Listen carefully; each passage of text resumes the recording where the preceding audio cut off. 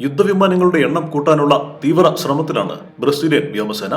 ആധുനിക ഗ്രിപ്പൻ പോർ വിമാനങ്ങൾക്കൊപ്പം പോർമുഖത്ത് നിലയുറപ്പിക്കാനാവുന്ന ഭാരം കുറഞ്ഞ വിമാനങ്ങളാണ് ബ്രസീൽ തേടുന്നത്. ബ്രസീലിന്റെ കരാറിന് ശ്രമിക്കുന്നവരിൽ ഇന്ത്യൻ നിർമ്മിത തേജസ് MK-1 പോർവിമാനവും ഉണ്ട്. ഇപ്പോൾ ബ്രസീലിന് മുൻപാകെ J-10 പോർവിമാനം നൽകാമെന്ന വാഗ്ദാനവുമായി എത്തിയിരിക്കുകയാണ് ചൈന.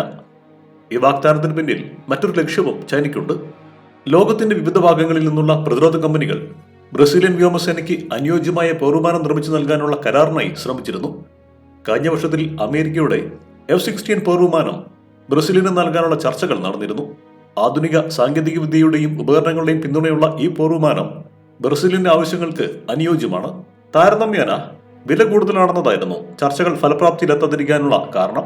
സമാന്തരമായി ഇന്ത്യയിൽ നിന്നുള്ള തേജസ് MK-1 പോർവിമാനവും ബ്രസീലിയൻ വ്യോമസേനയുടെ ശ്രദ്ധ ആകർഷിച്ചിരുന്നു. 2024 സെപ്റ്റംബറിൽ ഇന്ത്യൻ അധികൃതരുമായി ബ്രസീലിന്റെ വ്യോമസേന അധികൃതർ ചർച്ച നടത്തിയിരുന്നു. ഇന്ത്യൻ നിർമ്മിത പോർവിമാനമായ തേജസ് കൊടുക്കുന്ന പണത്തിന് മികച്ച മൂല്യം നൽകുമെന്നതാണ് ബ്രസീലിനെ ആകർഷിക്കുന്നത്. ഇന്ത്യയുടെ തേജസ് പോർവിമാനങ്ങൾക്ക് പകരം എംബ്രയർ C-390 പോർവിമാനങ്ങൾ ബ്രസീൽ നൽകുന്ന രീതിയിലുള്ള ചർച്ചകളും ബ്രസീലിന്റെ ഭാഗത്തു നിന്നും ഉയർന്നിരുന്നു.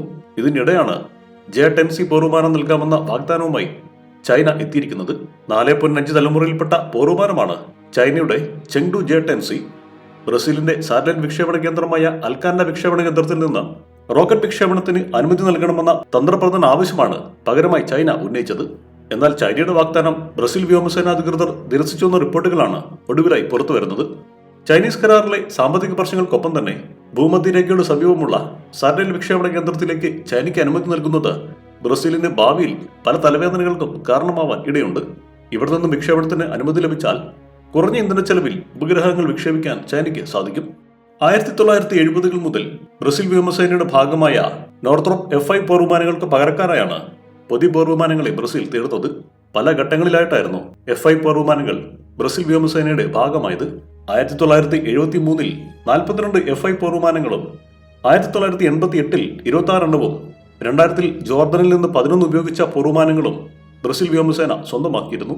2005-ലും 2020-ലും ഈ പോർവിമാനങ്ങളെ ആധുനികവൽക്കരിക്കാനുള്ള ശ്രമങ്ങളും ബ്രസീൽ നടത്തി. 2030-ൽ F-5 പോർവിമാനങ്ങളുടെ കാലാവധി അവസാനിക്കുമെന്നതിനാലാണ് പുതിയ പോർവിമാനങ്ങളെ ബ്രസീൽ തേടുന്നത്. News desk, one nation media.